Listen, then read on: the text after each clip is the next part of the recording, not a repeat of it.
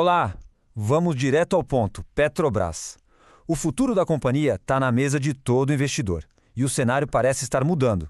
Hoje a gente vai mergulhar na análise do que o mercado financeiro está sinalizando para os próximos anos. Bora entender essa história. E a pergunta que não quer calar, a pergunta de US$ 1 milhão, é essa, né? Será que a festa dos dividendos gigantes da Petrobras acabou? A percepção de risco mudou? E é isso que está no centro de todo o debate. E olha, não sou eu que estou dizendo. Essa frase aí, do Bradesco BBI, um dos principais analistas do mercado, é um baita sinal. Basicamente, eles estão dizendo que o prêmio, ou seja, o retorno, talvez já não compense mais o risco. É um recado bem claro que resume a nova realidade que a gente vai explorar. Para a gente entender essa história toda, nosso roteiro vai ser o seguinte: a gente vai olhar o novo plano da empresa, a conta de risco contra retorno, a diferença entre Petri 3 e Petri 4, a eterna dependência do petróleo e, no final, um veredito para quem investe. Bom, começando pelo começo, o novo rumo estratégico. É nesse plano de negócios que a gente começa a encontrar as principais pistas sobre o futuro dos dividendos da Petrobras. E aqui está o pulo do gato desse plano. De um lado, uma notícia ótima, a produção vai aumentar. Do outro, um desafio enorme. O investimento, o tal do CAPEX, vai ser bem mais alto, com um pico de gastos lá em 2027.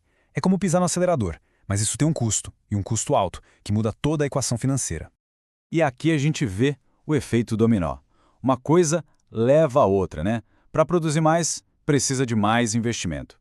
Esse investimento pesado faz o quê? Aumenta o preço mínimo do petróleo para a conta fechar, o famoso break-even. E o resultado final, lá na ponta, mais pressão no caixa da empresa.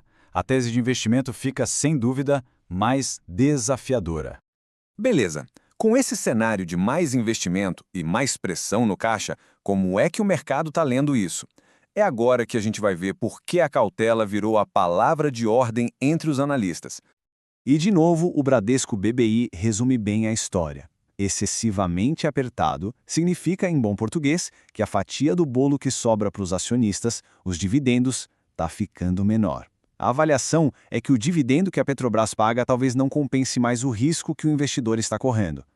E esse gráfico aqui bota os pingos nos is. Olha só a projeção de dividend yield para 2026.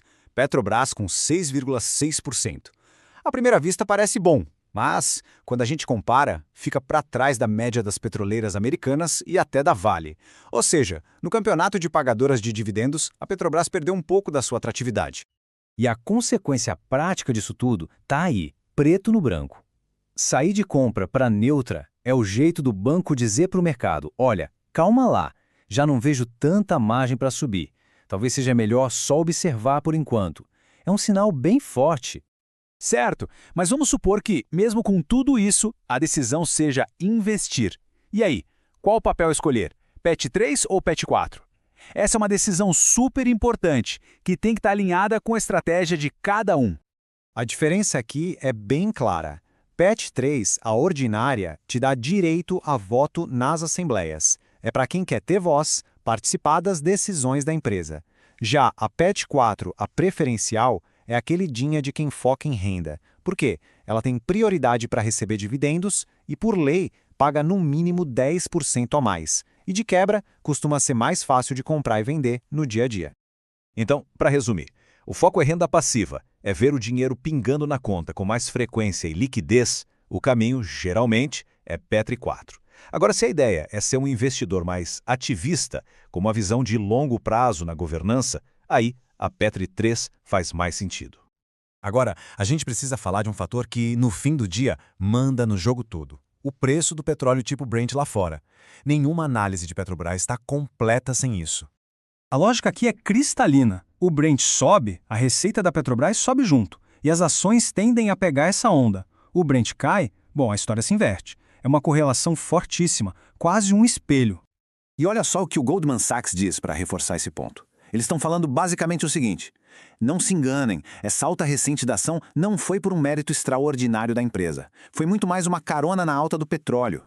E esse número, $65, é a peça-chave para entender a visão mais cautelosa do mercado. Essa é a previsão de longo prazo que o Bradesco BBI usa nos seus modelos. Se o petróleo se estabilizar por aí, nesse patamar, a conta simplesmente não fecha para sustentar aqueles dividendos tão robustos que o mercado se acostumou a receber. Ok, passamos por todos os pontos. E agora, qual é o veredito? Vamos amarrar as pontas e destacar o que realmente importa levar dessa análise toda. O resumo da ópera é o seguinte. Primeiro, os dividendos podem sim ser menos generosos daqui para frente.